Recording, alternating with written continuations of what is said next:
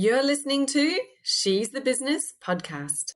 What is it that today's most powerful thought leaders and personal brands are doing that is contributing to their huge success? Well, it is that they have become effective and very effective storytellers.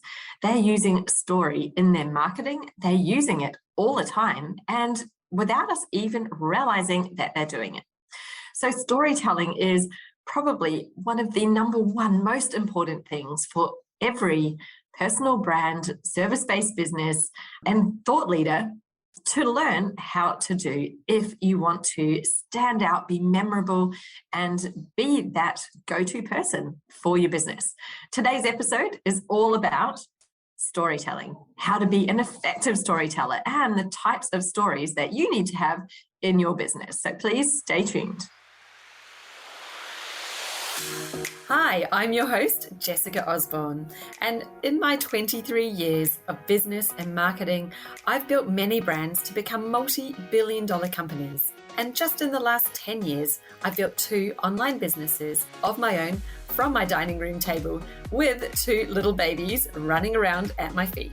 I've made it my mission to inspire you to get out of your own way and become the successful business owner who's living the lifestyle you really desire without all the hustle. This is She's the Business podcast, made by women for women. This is your weekly dose of motivation and inspiration. I can't wait to introduce you to today's very special guest. Nick Demas is a Tony and Olivier award-winning producer. He's a documentary filmmaker, conscious business coach, and he hosts the Creative Soulpreneur podcast. Nick works with creative business owners, really helping them bring their stories to life. Nick has over a decade of teaching meditation, yoga, and creativity, as well as 30 years in the entertainment industry. He is someone who knows intuitively how to put together the stories that tap into your emotion, that really help you to set apart as a thought leader in your space and create demand and desire for you, for working with you and your businesses, products, and services. Nick has traveled from the Tony Awards to ashrams, and he's run an 8-figure business in between. So he is an absolute gem. He has so much experience to share, and we dive into all of the things that we need to know about storytelling so that we can make it easy for you to start sharing your stories with your audience. Nick tells us about the biggest mistakes that he sees people making when storytelling so that you can avoid those. And we dive into the 3 types of stories that you need to have in your business. So make sure you stay tuned for those ones. Without further ado, let me play the interview for you. Hey, and I have got the amazing Nick Demas here with me we're actually online on Zoom, so we're not in one place, but I'm really excited for this episode today. Thank you so much for joining me, Nick. Jessica, thank you so much for having me. I'm really honored to be here and to have a chat with you and get to know you better and your people and to share some fun. Yeah, amazing. Now, you may not know, but you are my first male guest on this podcast. We've just hit the, yeah, I know, you're like, woohoo, fist pump in the air. The 100th episode, I thought, you know what, it was time to bring a little different flavor into the podcast. And so I decided to invite my first ever male guests, and you are number 1. So congratulations. Well, okay, first, congratulations on 100 episodes. That is huge. What a huge accomplishment. And I celebrate you and honor you. And I'm going to go back and listen to all 99 more now that I know that. Congratulations. And I'm honored to be the first male guest. You know what? It's funny is that this isn't the first time that that's happened. I must be like this easy bridge into the male world or something, because you're like the 3rd person where I've been their first male guest, what is that about?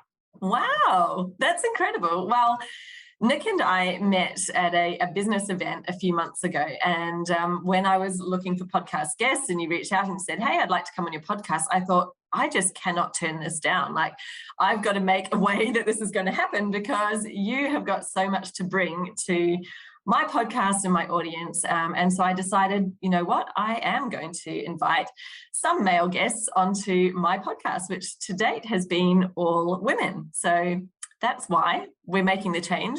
And I know that I've got a lineup of a few other men in mind as well, who I know just have so much value to bring. So thank you. And for those of you who don't know Nick, we're talking about storytelling today. And Nick is probably the most qualified person I know to bring this topic to you, because he's an award-winning producer, a filmmaker. You've got, was it 33 odd years in the entertainment industry?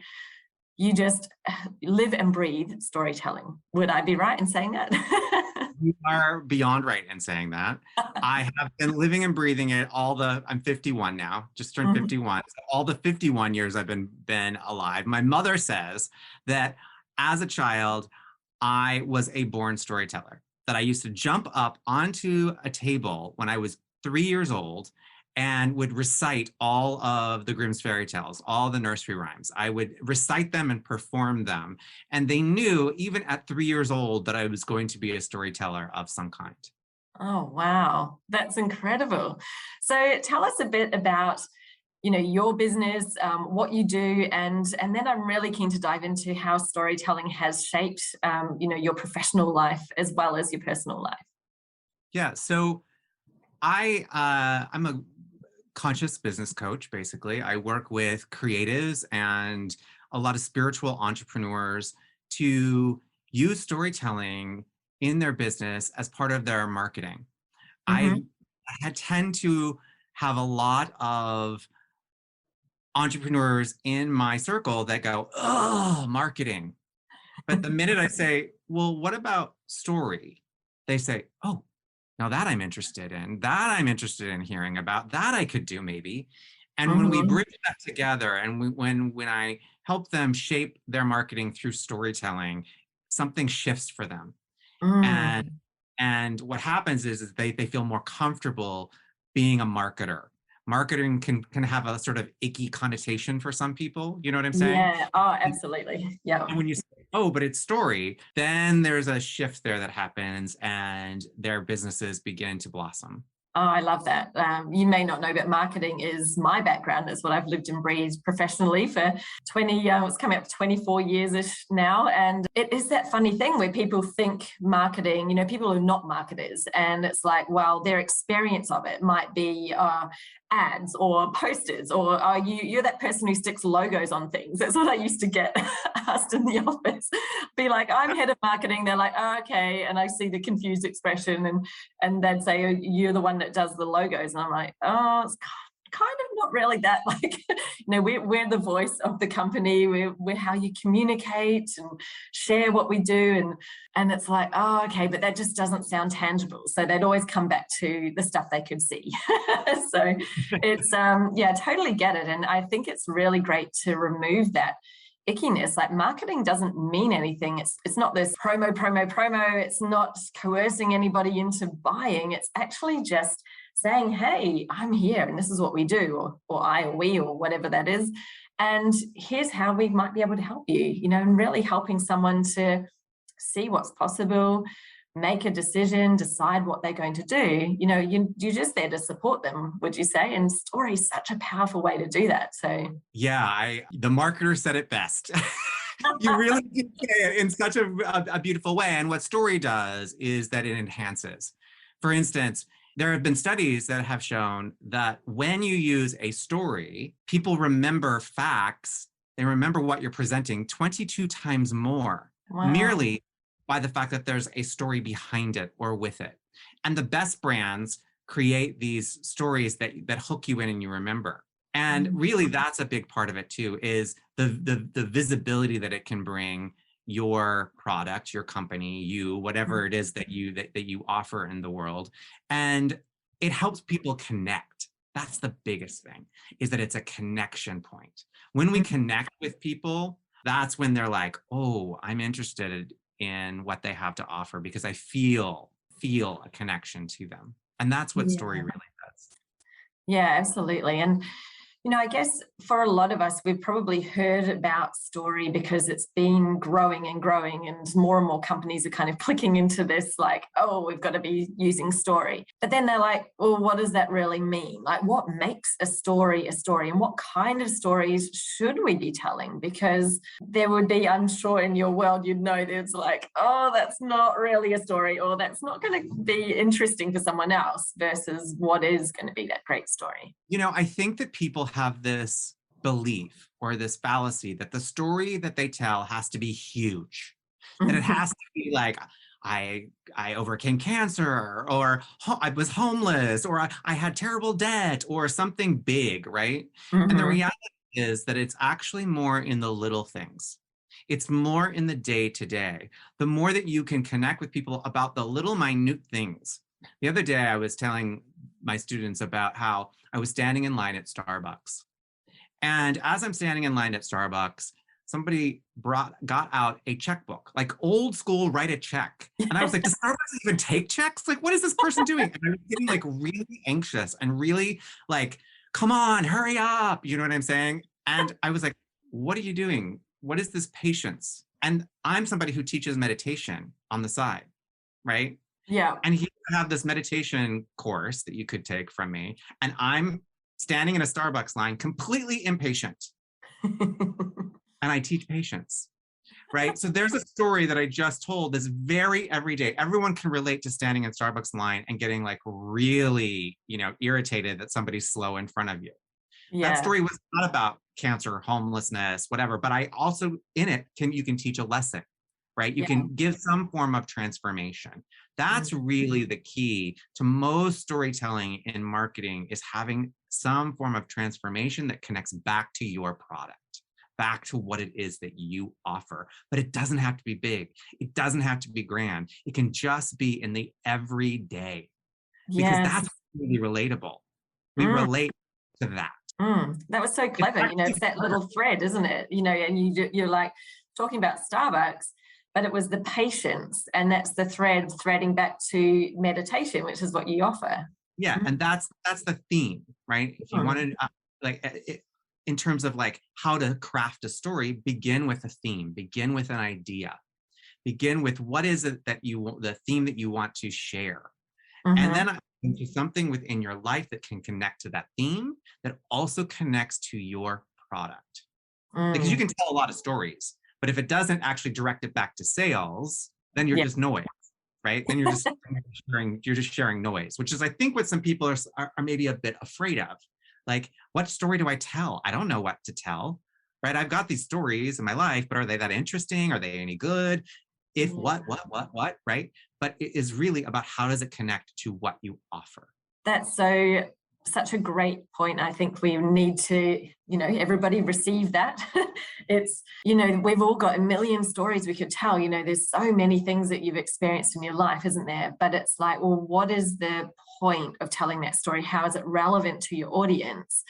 And it just needs that one connection to then be about something that's one of your themes, your pillars. And of course, they come from what it is that you're offering, right? Because you're trying to help show or tell the story of why you do what you do, or how you can help them as well.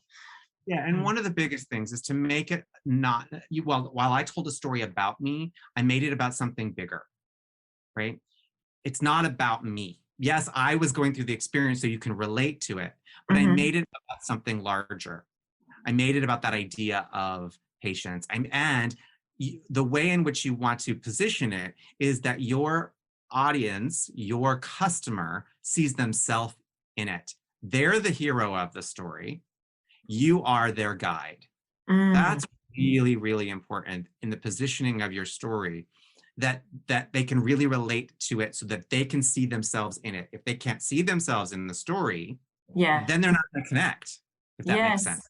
Oh, it makes so much sense. And I'd love to dive into that a little bit deeper. I'm not sure if you can explain better how you can bring someone in, because, obviously when we're telling a story, it's usually something we've experienced. So we're telling it from our perspective. And I always have that moment of like, oh, am I just like creating myself as the hero here. Like, I don't want to be. I want to tell this story so that I'm not the hero. But how do I do that in a way that brings them in? A simple way to do that is with a question and the word you. The word you is your friend. Have you ever been standing in line at Starbucks and got crazy? Yeah. That's awesome. Ever been so impatient? Let me tell you the story that happened to me, and then blah, blah, blah, blah, blah. You draws people in. This is, a marketing tool, right? The word you, right? It draws people in, and asking them the question makes them lean in. Oh, maybe I am like that. And you instantly imagine it, don't you? You instantly imagine one of the times that you've been standing there, or it just brings that picture straight into your mind, doesn't it? Yeah, and that's exactly what you're doing, is creating pictures, because we think in pictures. That's how we think. So the more descriptive you can be, the more little details. You can't overwhelm with too many details, but a few details. When you bring those details in, you lean in to that story, because you can begin to, as you said, picture it in your mind. And it's like when you were telling me, I was seeing the Starbucks, the wooden floors and the wooden counters, and all know what they look like, and we've all got they all look kind of the same, so you can kind of sense all of that. They even smell the same, right? And I could have brought in and I, as I was waiting, I could sniff the coffee. You could bring in that kind of that level of detail as well if you choose to. Or I couldn't wait for my vanilla latte. Exactly. Whatever is your favorite, right? Because we all have our favorite there. Yeah, that's not actually my favorite, but I know that's a big one for Starbucks. Love it. Now, what do you see, when people are like, okay, I'm going to do storytelling, what are the biggest mistakes that you see people making when they are attempting their stories? Yeah, and it goes right to what we were just talking about, which is they make it all about them. That's probably the biggest mistake that I make, that I see people make, is that they focus the story in the wrong direction. Rather than positioning themselves as the guide, they position themselves as the hero. And that confuses your audience, because then they don't know who to follow. Then they get lost and they don't realize that, oh, you can help me, right? Your product, whatever it is that you offer, that is what's going to help them. So you have to position yourself as the guide in the story rather than the hero of the journey. By positioning your audience member, your customer, as the hero, they're going to take that hero's journey, that trajectory, and then they're going to find the guide, which is you and your product. If you position yourself as the hero, then what does the product do? Because the product can't be the hero, if that makes sense. Yeah, that does, like on a theoretical level. And I guess then like my monkey brain starts going, oh, what does that actually look like in real life? Like, I'm telling a story where it was something that happened to me. So how am I being the guide? How do I tell it as the guide instead of telling it as the hero? Is there any kind of simple tips, such as the you and the question mark, that we could bring in? That is definitely the first, most powerful and most simple, is really to focus it at the very top. Anytime if you're speaking on stage, starting with that type of question, connecting it to the audience in that way is going to be vital. The same in your written content.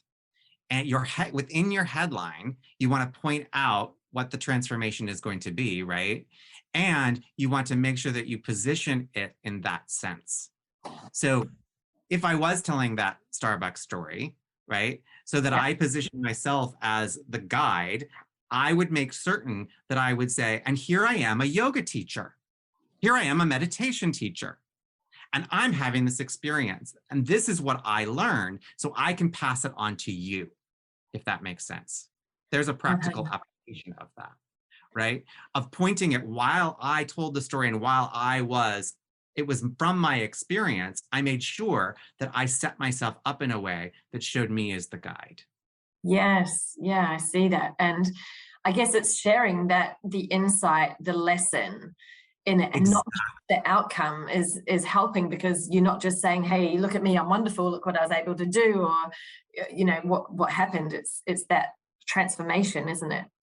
Yeah, and that transformation is so important for your customer to be able to know where you're taking them as well. And the fact that you've been through it, so therefore you're uniquely qualified to help them. And so when they can see that transformation, they go, oh, I want that. I want that transformation. Yeah. Oh, that's brilliant. And just on that, I guess, if you've got a transformation to share, then it would mean that you've already been through that, and you're looking back with hindsight, with a bit of perspective and experience that you can bring. What do you say with people, who, I'll just say that they're often trying to be vulnerable, I guess, and they're sharing something, but I see them sometimes and it's like they're in the middle of it. It's going on right now and there is no outcome, and they're just sort of sharing what they're doing. What do you say about that kind of story? I say it's best to tell the story when you're on the other side, right? When you're on the other side of the transformation, for several reasons. One, you actually have already come to the other side of the bridge, and therefore you actually can help somebody, right? When you're in something, when you're just telling it to tell it, we're not your therapist, right? Your audience is your therapist. Go tell it to your friend, go tell it to your therapist, whoever you need to tell it to, but not to your customer. Because then you're not positioning yourself as their guide, you're positioning yourself as their friend. Yes. And while we want to talk to people in a friendly way, they're not your friends, right? They're not your therapist. It's not there. You're not there for that. Definitely wait till you're on the other side, because honestly, it's not helping anybody. You're not helping anybody when you're in the middle of it. You're just spewing. Yeah, so I agree with that. And I think, I can see that people are like, well, I've got to try to be vulnerable. But what they're not realizing is telling that story. I'm like, you're actually making people feel sorry for you. They've got pity and maybe compassion, but they're not feeling empowered or like they want to take action. You really don't want your customers feeling sorry for you or having pity. Like, that's not an emotion that I'd want to evoke. No, and that's not actual true vulnerability, because true vulnerability and authenticity is deeper than that, right? That is just getting your stuff out. That's very different than being vulnerable. Vulnerable is when you've gone through the entire experience and you can pull back the lens and share the entirety of the experience versus just saying what you're feeling in the moment. Yeah. Oh, that's really true. I love that. Because, so many people, I think they're just chasing this because it's such a buzzword, in online marketing. People are like, oh, you've got to be vulnerable. You've got to show the real you. And I think that it's just like, getting that mix wrong, like going, okay, I'm going to be vulnerable. I'm sharing this has just happened to me. And it's like they're just sharing all the messy middle. And I'm like, yeah, that's actually false vulnerability, right? That's actually not being truthful. There's true stories and there's real stories. And let me explain that. A true story is I had an argument with my friend and it was awful and we had an exchange and we're no longer friends. Okay. That could be happening and I could be saying that on my story or wherever I'm telling that story, right? But the real story is I got into this argument with my friend. And it was messy and it was awful, but I have to take responsibility for my part in it. I dropped the ball. I was not honest with them. That's the real story. When you're in the true story, you're in the drama. Yeah. The real story is when you've come to the other side of it and you can actually have real perspective that can help people. Yes. Oh, that is awesome. I love that you shared that example there of what that difference is, because it just helps so much to create much more powerful stories. And, even just with that simple example there, you could see straight away the power in it. The first one, you're just like, this is just what's happening. Yeah. And, someone might be like, oh, that's sad. Oh, poor you. Oh, that happened to me as well. Exactly. Your audience is going, oh, poor you. Yeah. And then get those hearts. You get those hearts, on social. They'll be like, oh, heart. Oh, I'm sorry you're dealing with that, right? That's a very different. And I think that, sometimes we, reflect on what you're sharing and what's happening, because if you are doing that first one, you might be feeling that false sense of, wow, they really love this because I'm getting all these comments and I'm getting all of this feedback and this is really working for me. And I'm like, yes, it depends on what you're looking at. Statistics wise, that might look good, but what is it that you're creating? You're not creating them thinking. Like your second example, you actually said why you're in that argument and what you've done wrong. That instantly got me thinking, have I ever done that? You're creating a thought and not just an emotion. Correct. The first one is going to elicit that emotion that's going to help your ego, right? Your ego might be, I'm getting all these hearts and these people really like it. But the reality is you're not actually helping them. You're helping yourself, but you're not helping them. And you're not, again, positioning yourself to be the person that helps them. They're not going to, might get all these likes and hearts, but that's not going to draw customers. Two very different things. It's, that we sometimes call vanity metrics, right? In the online space of chasing the vanity metric. That's what they mean by that. That you're chasing the hearts and the likes and the comments, but not necessarily those that will lead to sales. Yeah. Because who are you going to buy from? The person that's like, my friend, or are you going to buy for the person who's learned a lesson and can share that wisdom with you? Yeah, absolutely. Especially when it's relevant as well to your business. Exactly. To them. So brilliant. So are there any other big mistakes that we should avoid? Let me think about this. Any other big ones? Well, the biggest of all, to be honest, not using them. That's the biggest one of all that I see, is that people just don't use them. I know that they can feel scary or overwhelming, or that you're having to share a part of yourself and be truly vulnerable, right? Because sometimes the other end of that is people don't want to share anything because it feels icky.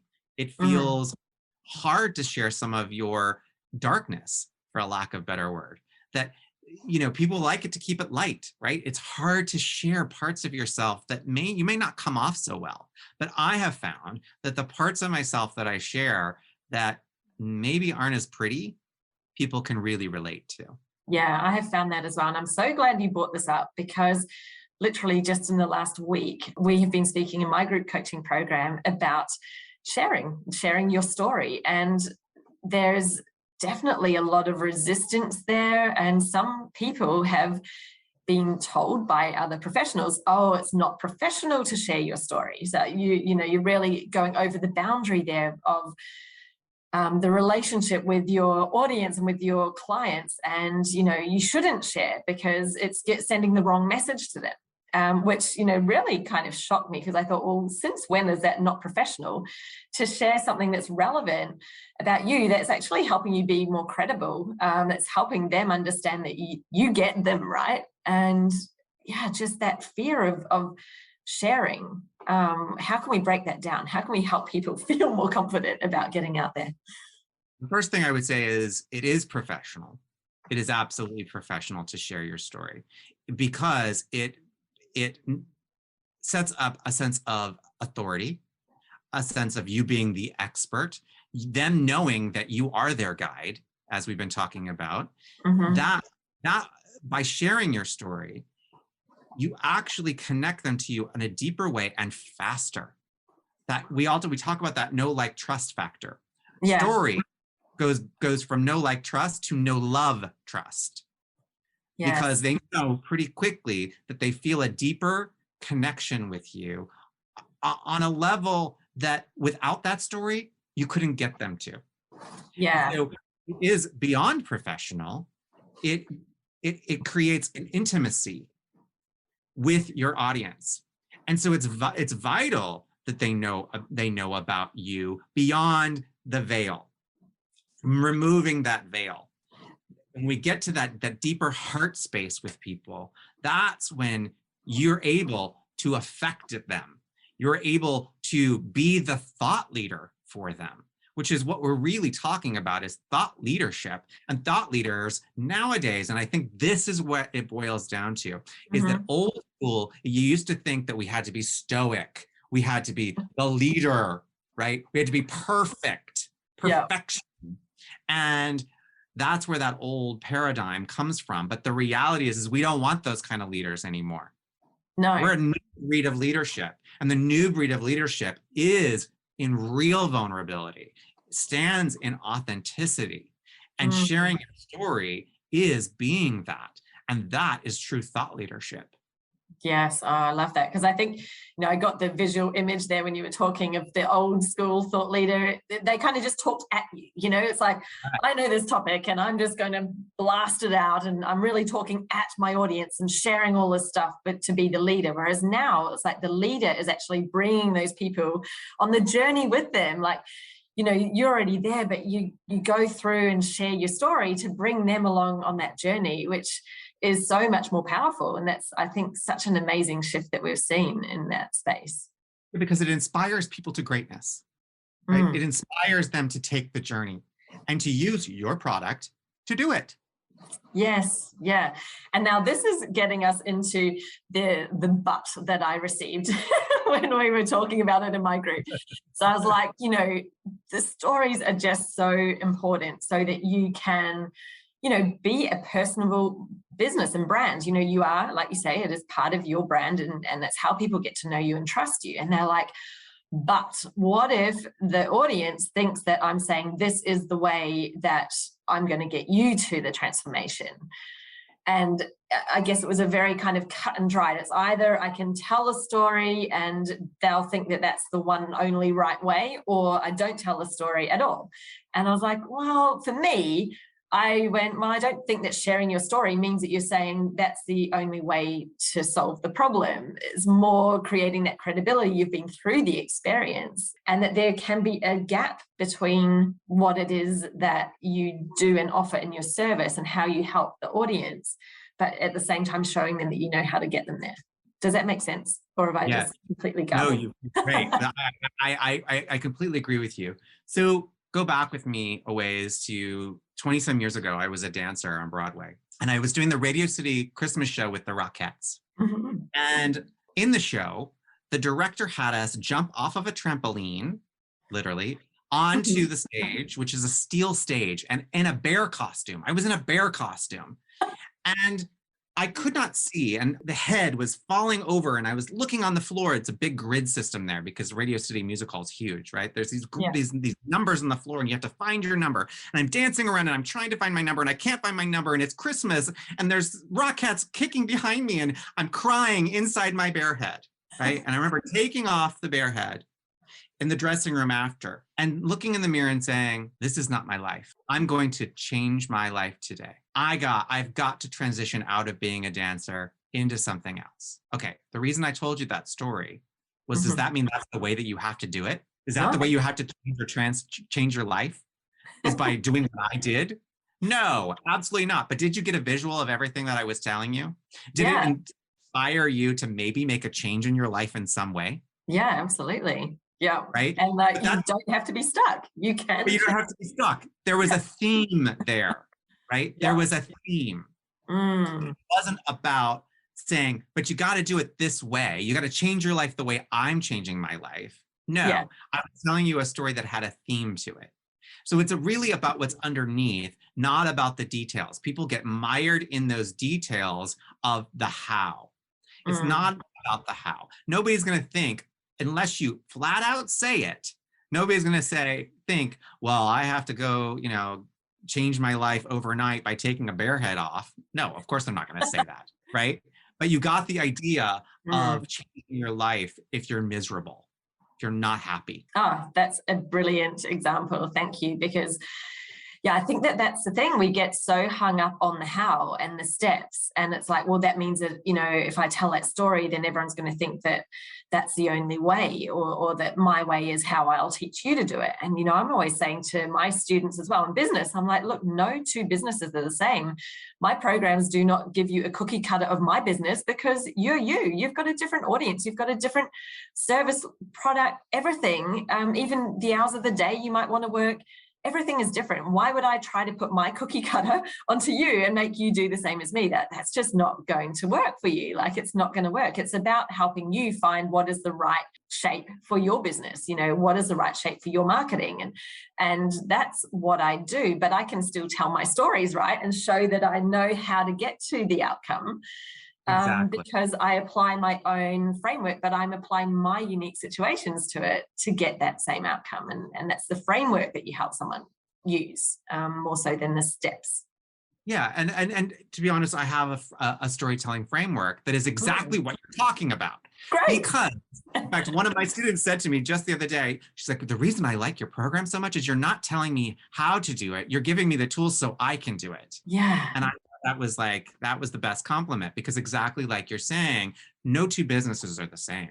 No two stories need to be exactly the same, but they can be within a sort of frame. Amazing. Because it's like, you know, you think, oh, well, there's all these different stories. And if you try to follow like a too strict a format, it's probably going to not feel natural to tell it. Whereas if you're like, I need ingredients in the story, and these are the ingredients that I need. And maybe the order of them might even change a little bit, but I know that I need them in a certain way. Is that sort of how it works? Yeah. So, you know, when you watch a movie and as you're watching the movie, you're like, oh, seen this before. This is so cliche, right? They're following a framework that works, but they're following it so much to the T that you're bored. And you're like, oh, this show's not very good because we've seen this 1,000 times, right? Yeah. And then you'll watch something that follows the framework. And the more you understand that basic story framework, my husband, he gets so angry at me because we'll be sitting on the couch, we'll be watching it, and I'll be like, well, here's what's going to happen next. And he's like, shh. And then it happens. He's like, oh. And then the other day we were on the couch and he goes, here's what's going to happen next. And I was like, and it happened. And I was like, you're learning. Like, oh, you've ruined movies for me. You've ruined it. Because they follow, the really good ones follow this framework. But what they do is they don't do it in a way that's cliche or boring. They do it in a way that's unique and interesting. Surprise us. Yes, you got a surprise. There has to be some element of surprise there, right? Something that's unique or different within your story. Oh, I love that. I do that a little bit as well. Maybe not to the level that you do, because you're clearly the expert. But my husband's always laughing at me because I'll be like, oh, this is what's going to happen next. And I love watching Netflix, you know, purely for the hook. Like, every episode ends with a hook that you're like, damn it, now I've really got to keep watching to see what happens. I'm like, they've done it again. Bottom of that episode, they give you like a hook so you come back for the next one. And they give you a hook at the top so that you stay, right? Yeah. The hook is vital. That's something we haven't really hit on, but the hook of your story, that question, if it's a question or whatever it is so important. It's so important to get people right away into the story. Yeah, and give them that, like, I've got to stay and find out what happens. So it's like giving them that motivation to stick with it, and you know, through the story. Yeah, even at the beginning of my bear story, I said it was a little like what's her name on the Golden Girls? Remember the TV show The Golden Girls with Sophia? She used to say, picture this, Sicily, right? So you knew where you were at, and I gave you that picture. I said, Radio City Music Hall with the Rockettes. It immediately brought up something for you. And then that hooked you in to me telling the story, if that makes sense. Yeah. Oh, that's so true. I love it. Now, you told me that there are 3 main stories that we need to have in our business. So can you please enlighten us? What are these 3 stories? So there are 3 types of stories for your business. There's the invitation story, which is the story that begins to draw people into your business in some way, shape, or form. You're inviting them to come in. You're inviting them into your world in some way. The second are affirmation stories. Those are the ones that you're affirming them that you are their guide. Those are the ones that talk about your expertise and how you can help them. And then the third type are the ones that we've been discussing primarily today, which are the transformation stories.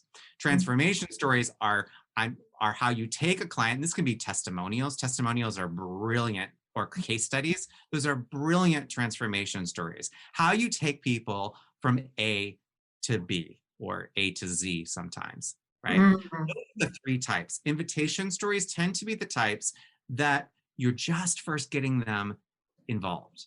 You know how like you'll do a social media post, right? And you have what? A call to action at the end of it, because you're inviting them to come into your world. And they tend to be shorter, the invitation stories. They're just little stories so that you hook people to go, oh, well, maybe I'm interested in this person.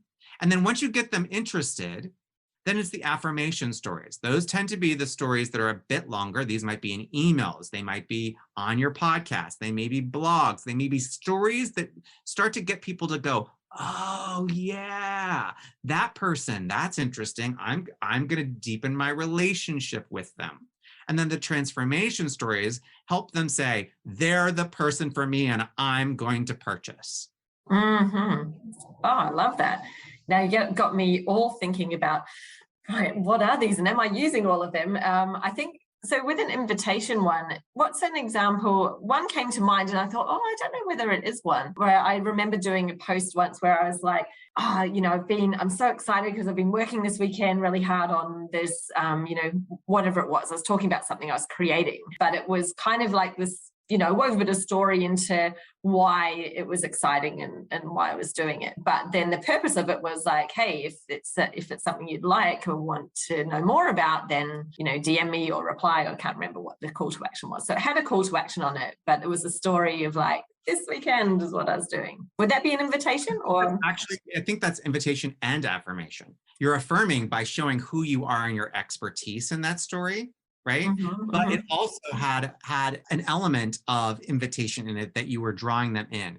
Anytime you ask a question in your DMs, for instance, that's an invitation, right? Because you're asking them to take some form of action that's micro.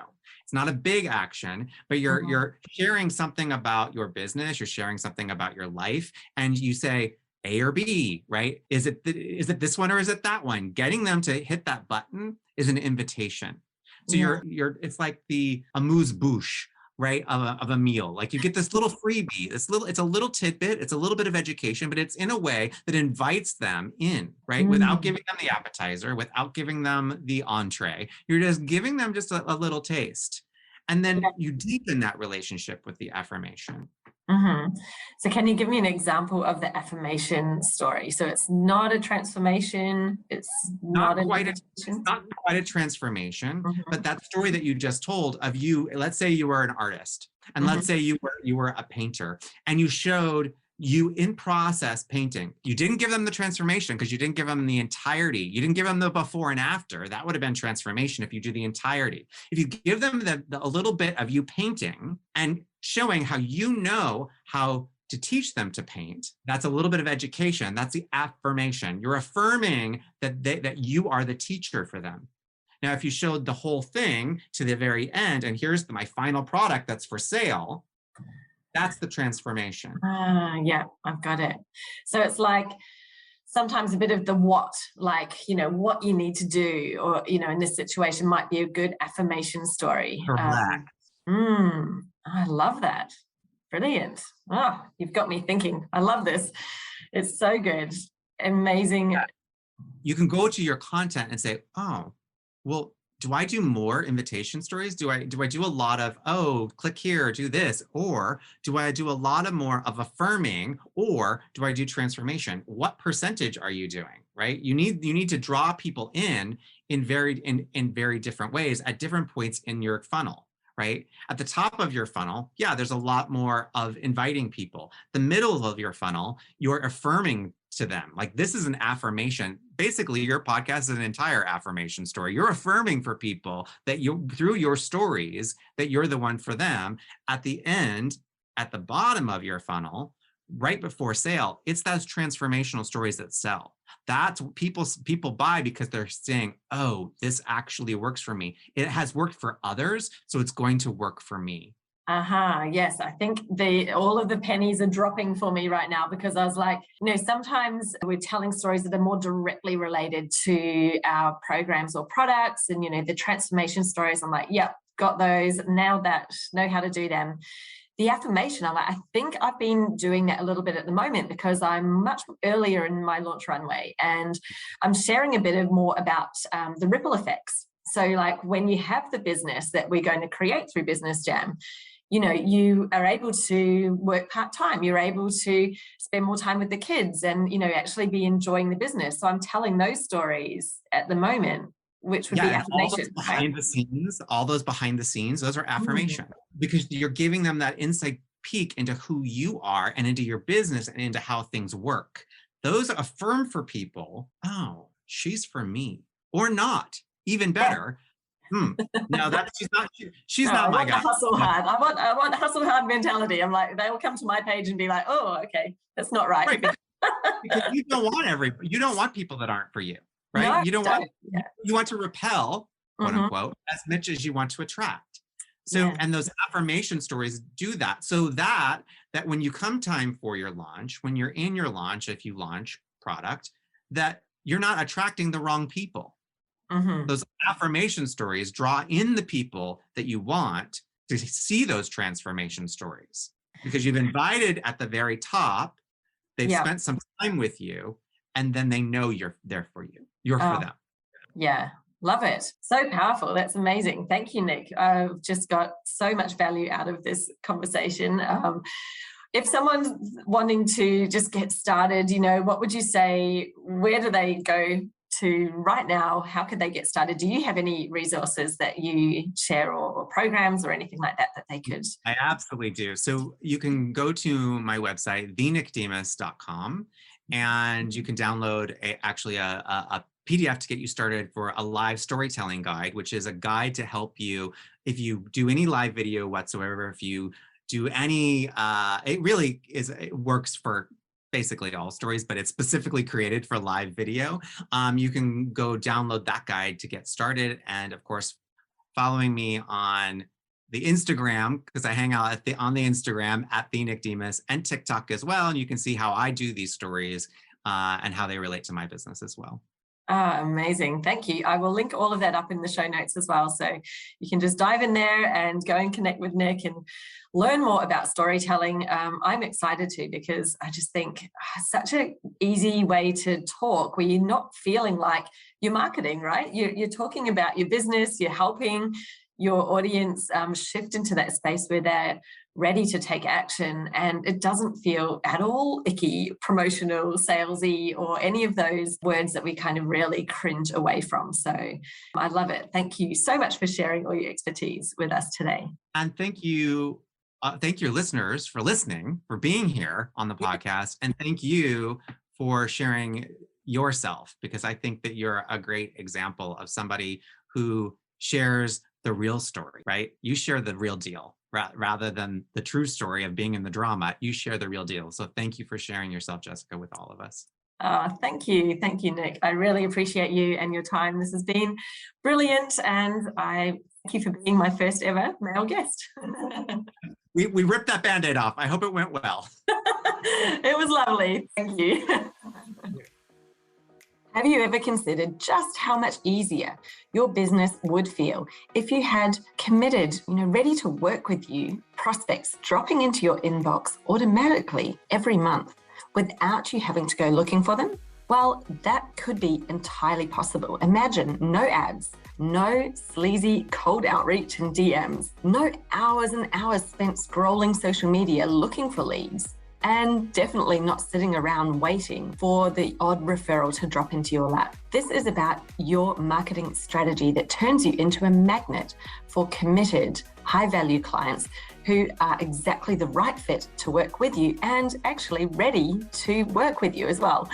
So please come and join me for my very short but jam-packed, full of excitement, live training called The Magnetic Formula.